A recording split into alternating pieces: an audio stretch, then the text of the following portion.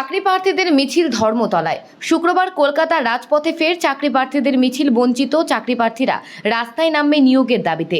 7টির অধিক মঞ্চ তাদের যন্ত্রণার বার্তা নিয়ে সামিল হবে।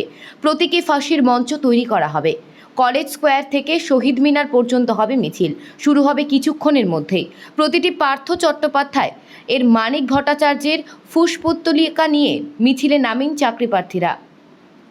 চোখে মাথায় কালো কাপড় বেঁধে তারা মিছিলে যোগদান করছেন। তাদের একটাই দাবি, তাদের নিয়োগ দিতে হবে। সংগ্রামী যৌথ মঞ্চের ভাস্কর ঘোষ সহ একাধিক চাকরি প্রার্থীদের তুলে নিয়ে যাওয়া হয় প্রিজন ভ্যান করে। তারা যে প্রতীকী শবদেহ নিয়ে এসেছিলেন সেটা ধর্মতলায় মোড়ে পুরানোর চেষ্টা করেছিলেন, তখন জোরপূর্বক তুলে নিয়ে যাওয়া হয়।